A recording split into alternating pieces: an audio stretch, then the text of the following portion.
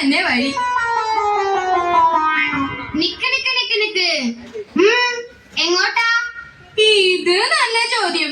സ്വർഗത്തിലേക്ക്. പാസ് ഉണ്ടോ? പാസോ?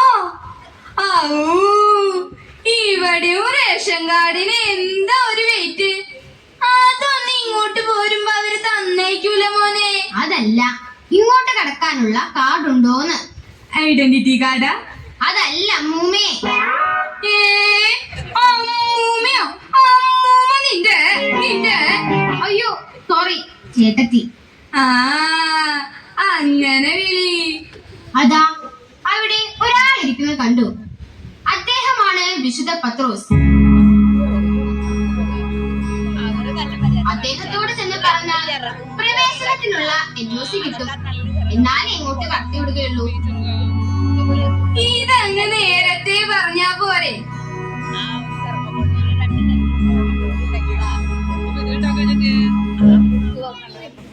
മോനെ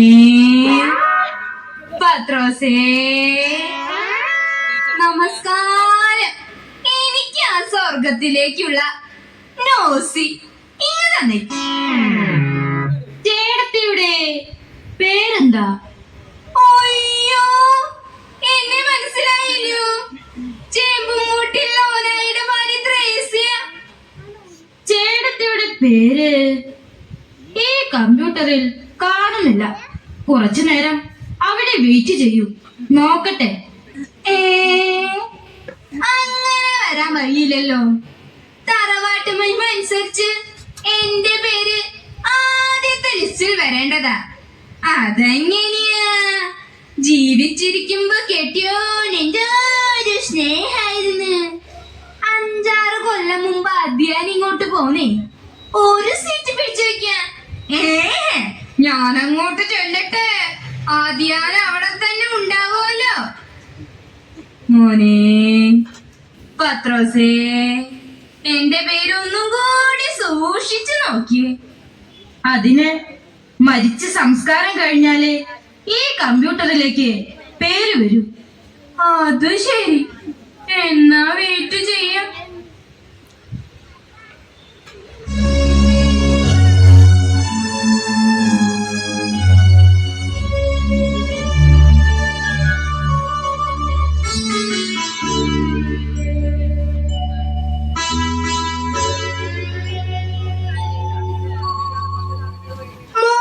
ഏതാ? എവിടുന്നാ? ഞാൻ ആനമുട്ടിൽ തോമസിന്റെ ഭാര്യ ആലിസ്. ആനമൂട്ടിൽ തോമസ്. മോളെന്താ ഇത്ര ചെറുപ്പത്തിലേ ഇങ്ങോട്ട് പോരാൻ? ഞാനും എന്റെ ചേട്ടനും ഒരു കാർ അപകടത്തിൽപ്പെട്ടു. ഞാൻ തൽക്ഷണം മരിച്ചു. എന്റെ ചേട്ടൻ രക്ഷപ്പെട്ടു.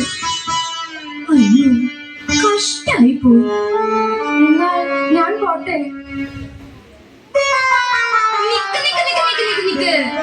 നേരെ അങ്ങ് പോവാണോ? ആ പത്രോസിന്റെ അടുത്ത് ചെന്ന് പാസ് എടുത്തിട്ട് പോ. ആനമൂട്ടിൽ തോമസ് ഭാര്യ ആലീസ് ഞാൻ തന്നെയാണ്. നിന്റെ കുടുംബം തിരുകുടുംബം പോലെ ഒരു മാതൃകാ കുടുംബമാക്കാൻ നീ അനുഭവിച്ച കഷ്ടതകളും ക്ഷമയും സഹനങ്ങളും ദൈവസന്നിധിയിൽ സ്വീകാര്യമായിരിക്കുന്നു. ദരിദ്രരെയും രോഗികളെയും കഷ്ടത അനുഭവിക്കുന്നവരെയും യേശുവിന്റെ നാമത്തിൽ ആശ്വസിപ്പിക്കുകയും പ്രാർത്ഥനയിലൂടെ അവരെ സഹായിക്കുകയും ചെയ്ത നിനക്ക് നിത്യ സ്വർഗീയ സൗഭാഗ്യത്തിലേക്ക് പ്രവേശനം ലഭിച്ചിരിക്കുന്നു. പോയിക്കൊള്ളുക.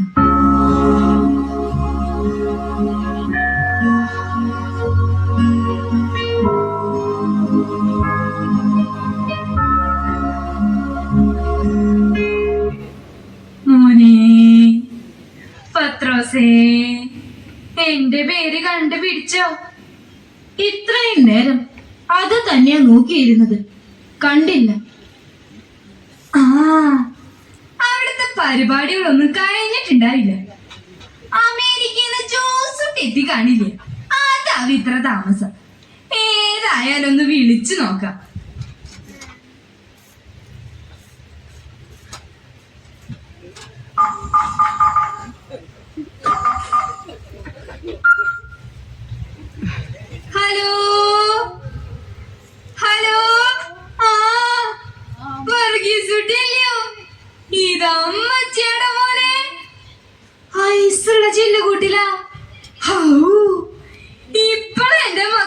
ശരിക്കും സ്നേഹിക്കണേ. ഡാ നല്ല വില കൂടിയ മഞ്ചി ആയിക്കോട്ടെട്ടാ, നിറച്ച് പൂക്കൾ ഇടണം. 5 അച്ഛന്മാരാ, അതൊന്നും പോരാ. അച്ഛന്മാരെ കിട്ടാനില്ല. ദേ ഞാൻ പണ്ടേ പറഞ്ഞിട്ടുള്ളതാ, മെത്രാനച്ചല്ലാണ്ട് എന്റെ ശവം തൊട്ട് പോരുതെന്ന്.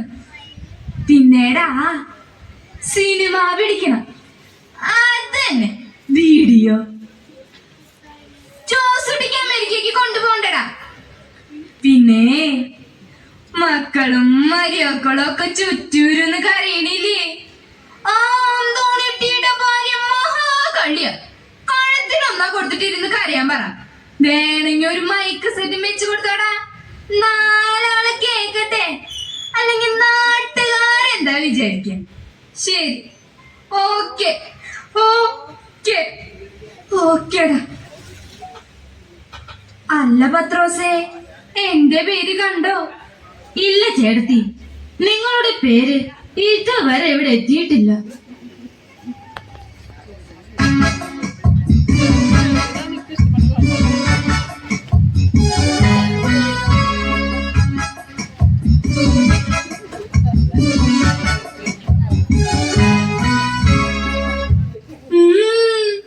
എന്തു പറ്റി? ഒന്നും പറയണ്ട, ഒരു കളവ് കേസിൽ പിടിച്ചതാ. അപ്പൊ കള്ളനാണല്ലേ? ദേ അങ്ങനെ പറയരുത്, അത് എന്റെ ഒരു തൊഴിലാണ്. ഓ ശരി ശരി. എന്നിട്ട് ഒരു അമേരിക്കക്കാരന്റെ വീട്ടിലേക്ക് കയറി 10,000-40,000 രൂപ കിട്ടി. പോരുന്ന വഴിക്ക് ആ വീട്ടിലെ ഒരു കുരുത്ത കെട്ടതള്ള ഓർക്കത്തിന്ന് ചാടി എഴുന്നേറ്റിങ് വന്നു. തള്ളയുടെ കഴുത്തിലാണെങ്കിൽ 10-12 പവന്റെ താലിമാല. അത് പൊട്ടിക്കാൻ കഴുത്തിലേക്ക് കൈവച്ചതും എന്തോ ഒരു സാധനം എടുത്ത് ആ തള്ളന്റെ തലയിൽ ഓട്ടടി. ഓ, കൊറേ നാള് കഴിഞ്ഞ് ഈ മുറിവ് അടയാളാക്കി പോലീസ് എന്നെ പൊക്കി ലോക്കപ്പിലിട്ട് ഇടിച്ചിടിച്ച് അതുവരെ നടന്ന എല്ലാ കളവ് കേസും എന്റെ പേരിലാക്കി. മർമ്മത്ത് കിട്ടിയ ഒരൊറ്റയുടെ എന്റെ അമ്മ. ഞാൻ ലോക്കപ്പിൽ കിടന്ന് പെടഞ്ഞ് മരിച്ചു. നല്ലൊരു മനുഷ്യനെ പോലീസുകാരെ ലോക്കപ്പിലിട്ട് ഇടിച്ച് കൊന്നു എന്ന് പറഞ്ഞേ രാഷ്ട്രീയക്കാരൊക്കെ ഇപ്പൊ ഭയങ്കര സമരത്തിലാ. അമ്പടാ, അപ്പൊ നീയാണ് എന്റെ വീട്ടിൽ കയറി 40,000 രൂപ കട്ടത് അല്ലേ? നിനക്ക് എന്റെ താലിമാല വേണോ? അല്ലടാ,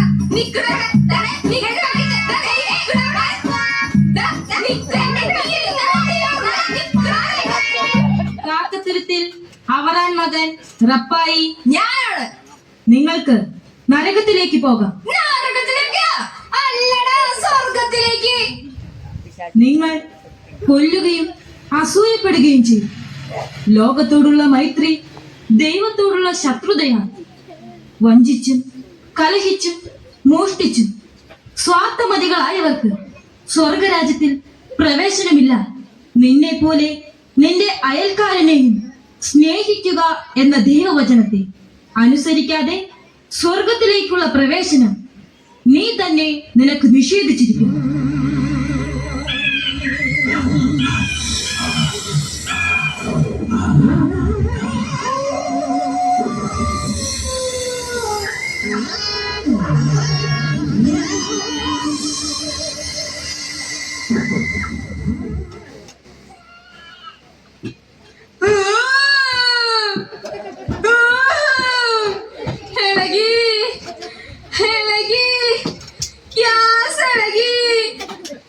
മോനെ, എനിക്ക് പോണം.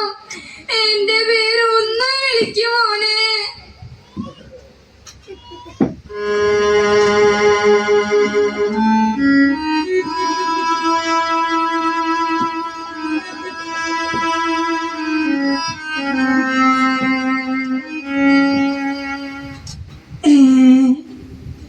ഇവിടെയും പിച്ചക്കാരാ. എനിക്ക് അങ്ങോട്ട് മാറി നിക്ക്. എന്റെ കയ്യിൽ അതല്ലമ്മ, സ്വർഗത്തിലേക്കുള്ള വഴി. എടാ, സ്വർഗത്തിലൊന്നും ഈ വക പരിപാടിയില്ല. തന്നെ പോലുള്ള ദരിദ്രവാസികൾക്കുള്ള സ്ഥലം അല്ല ഇത്. സംശയമുണ്ടേ ദാ ആ പത്രോസിനോട് ചോദിച്ചോക്ക്. സാറേ, ഞാനൊരു സമ്പന്നനായിരുന്നു. വേദനിക്കുന്നവർക്ക്, ദുരിതം അനുഭവിക്കുന്നവർക്ക് ഞാൻ വാരിക്കോരി കൊടുത്തു. അവസാനം ഞാനൊരു ദരിദ്രനായി, യാചകനായി, പട്ടിണി കിടന്നു മരിച്ചു. ഭൂമിയിൽ ഒരു സമ്പാദ്യവുമില്ലാത്ത എനിക്ക് എവിടെയെങ്കിലും ഒരിടം തരണേ. ദരിദ്രരെ, നിങ്ങൾ ഭാഗ്യവാന്മാർ. ദൈവരാജ്യത്തിന്റെ അവകാശികളാകാനായി ദൈവം നൽകുന്ന പ്രത്യേക ആനുകൂല്യമാണ് ദാരിദ്ര്യം. അതിൽ ആനന്ദം അനുഭവിച്ച് ദൈവത്തിൽ സമ്പൂർണ്ണ ആശ്രയം വെച്ചുകൊണ്ടുള്ള താങ്കളുടെ വിശ്വാസ ജീവിതത്തിന് സമ്മാനമാണ് നിനക്കൊരുക്കിയിരിക്കുന്ന നിത്യസമാധാനത്തിൽ പ്രവേശിച്ചുകൊണ്ട് ഭൂമിയിൽ നീ അനുഭവിച്ച ദാരിദ്ര്യം ഇവിടെ നിന്നെ ധനികനാണ്. മരിക്കുമ്പോഴാണ് നിങ്ങൾ നിത്യജീവിതത്തിലേക്ക് ജനിക്കുന്നത്. പ്രവേശിച്ചുകൊണ്ട്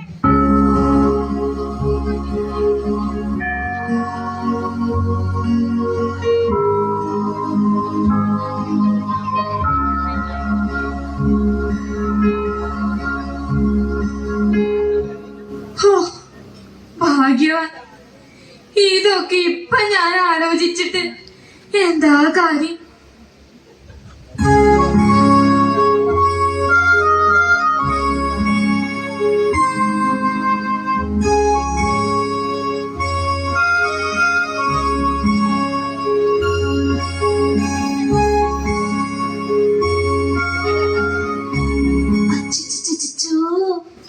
പുന്നാരക്കുട്ട, നീ എന്താ ഇത്ര നേരത്തെ ഇങ്ങോട്ട് പോന്നത്? എന്റെ അച്ഛനും അമ്മയും കൂടി ഗർഭപാത്രത്തിലിട്ട് എന്നെ കൊന്നു കളഞ്ഞു. എന്നോട് ജനിക്കണ്ടെന്ന്, എന്നെ വേണ്ടാന്ന്.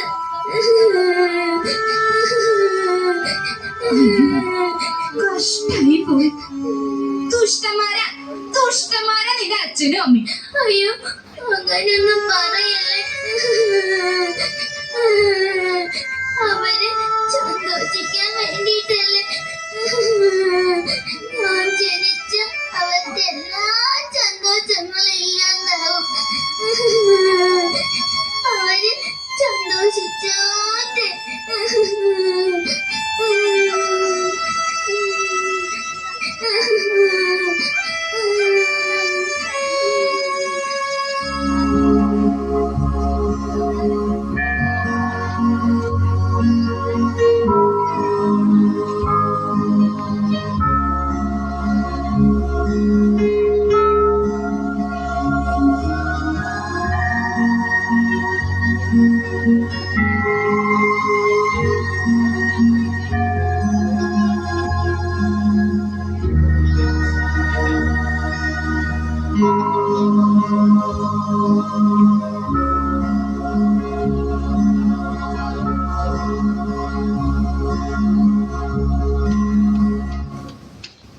എന്തിനാ നിങ്ങള് എഴുന്നേറ്റ് നിന്ന് നമസ്കരിച്ചത്? പിന്നെ രണ്ട് മാലാഖമാര് വന്ന് ആനയിച്ച് കൊണ്ടുപോവുകയും ചെയ്തല്ലോ. എന്താ കാര്യം? ചേട്ടത്തി, ഇങ്ങനെ പല കുട്ടികളും ഇവിടെ വരാറുണ്ട്. പല അച്ഛനമ്മമാരുടെയും ക്രൂര കൃത്യങ്ങളാൽ ജനിച്ചും ജനിക്കാതെയും കൊല ചെയ്യപ്പെടുന്ന കുരുന്നുകൾ. അവർ ദൈവതുല്യരാണ്. പിതാവായ ദൈവത്തിന്റെ ഓരോ അംശങ്ങളാണ്. അവർക്കുള്ള സ്ഥലം വെറും സ്വർഗമല്ല, ദൈവസന്നിധിയാണ്. ദൈവത്തെ കാണുന്നതും ഈ ആത്മാക്കളെ കാണുന്നതും ഒരുപോലെയാണ്. അതുകൊണ്ടാണ് ഞാൻ എഴുന്നേറ്റ് നിന്ന് വണങ്ങിയത്. അപ്പൊ എന്റെ ജോസൂട്ടി ഇതുപോലെ രണ്ടെണ്ണത്തിനെ കൊന്നു കളഞ്ഞിരിക്കണേ. അങ്ങനെ ചെയ്യുന്ന മാതാപിതാക്കൾ എന്തെല്ലാം സൽകൃത്യങ്ങൾ ചെയ്താലും അവരുടെ ആത്മാക്കൾക്കുള്ള ഇടം നരകമാണ്. അപ്പൊ എന്റെ ജോസൂട്ടിയും കെട്ടിയോടും മരിച്ച നരകത്തിലേക്കാണോ പോവാ? അതിൽ നിന്നും രക്ഷപ്പെടാൻ ഒരു വഴിയുമില്ലേ പത്രോസേ?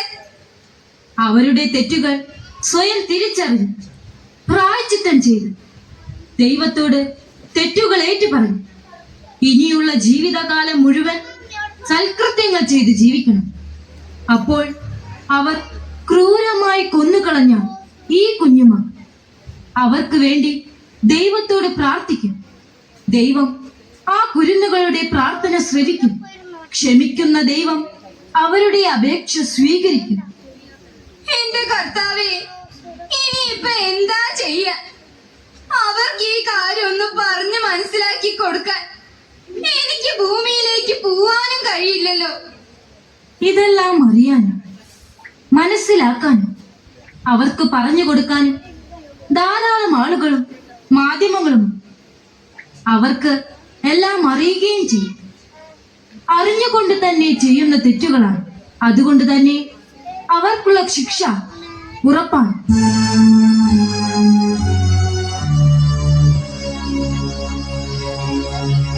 എന്റെ ജോസൂട്ടി, നിന്റെ കാര്യം കട്ടപ്പോക.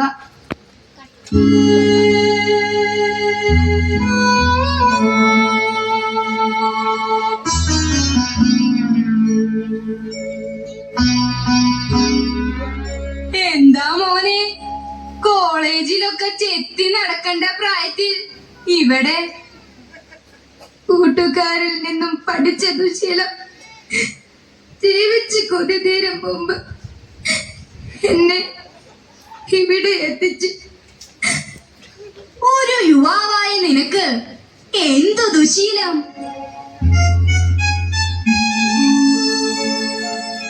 ഞാൻ ഒരു M.Com വിദ്യാർത്ഥിയാണ്. ഹാൻസും പാൻപരാഗും ഞാൻ സ്ഥിരമായി ഉപയോഗിച്ചു. പലരും എന്നെ ഉപദേശിച്ചിട്ടും ഞാൻ അത് തുടർന്നു. എനിക്ക് ക്യാൻസർ രോഗം ബാധിച്ചു. എന്റെ മാതാപിതാക്കൾ ജീവിതകാലം മുഴുവൻ ബുദ്ധിമുട്ടി സമ്പാദിച്ച 8 ലക്ഷം രൂപ എന്റെ ചികിത്സയ്ക്ക് വേണ്ടി ചെലവാക്കി. പക്ഷേ ഞാൻ രക്ഷപ്പെട്ടില്ല.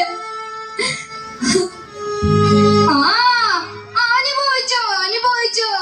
ഇന്നത്തെ എല്ലാ ചെറുപ്പക്കാരും മദ്യത്തിനും മയക്കുമരുന്നിനും അടിമകളാ.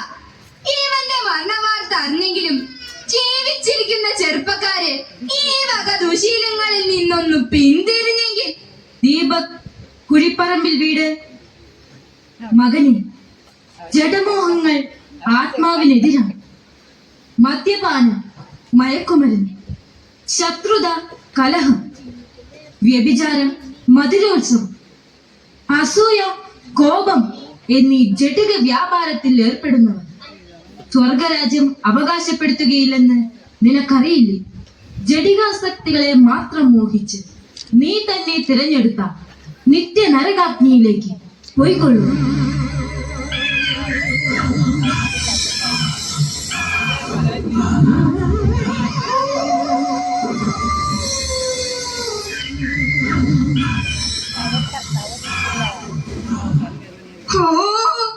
ഈ ചെകുത്താനെ കാണുമ്പോ എനിക്ക് എന്തെങ്കിലും കൈക്കൂലി കൊടുക്കാൻ വെച്ച ഒക്കെ ബാങ്കിലായി പോയി. താലിമാല വരെ പിള്ളേർ ഊരിയെടുത്തു. ഞാൻ വന്നിട്ട് എത്ര നേരായി? എന്റെ പേര് ഒന്നും കൂടി തപ്പി നോക്കിയേ മോനെ.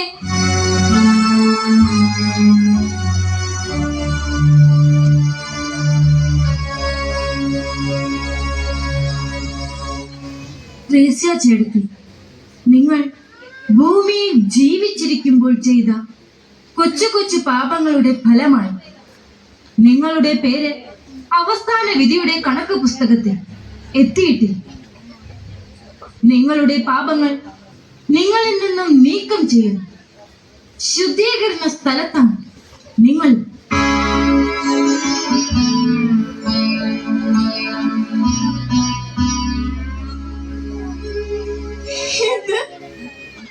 ഇവിടുത്തെ കണക്ക് പുസ്തകത്തിൽ എന്റെ പേര് വരാൻ ഞാനിനി എന്തു ചെയ്യണം? നിരന്തരമായ പ്രാർത്ഥന മാത്രമാണ് അതിനുള്ള പോംവഴി. പക്ഷേ നിങ്ങളത് നിങ്ങൾക്ക് ചെയ്യാൻ കഴിയുന്ന സമയത്ത് ചെയ്തില്ല. ഇനി അതിന് കഴിയുകയില്ല. അതുകൊണ്ട് നിങ്ങളുടെ ആത്മാവിന് ശാന്തി ലഭിക്കാൻ, സ്ഥിരമായ ഒരിടം ലഭിക്കാൻ ശുദ്ധീകരണ സ്ഥലത്ത് കിടന്ന് വിലപിക്കും.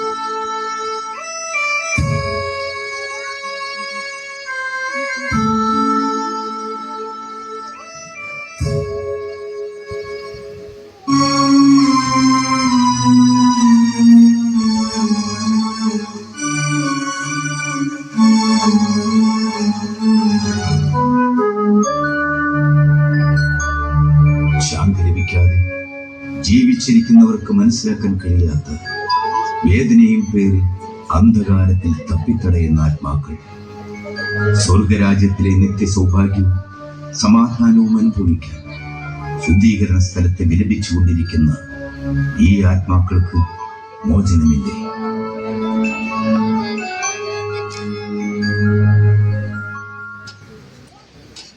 മകളെ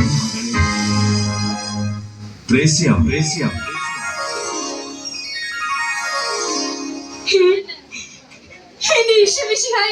ത്രേസ്യ, നിനക്ക് ശുദ്ധീകരണ സ്ഥലത്ത് നിന്നും മോചനം ലഭിച്ചിരിക്കുന്നു.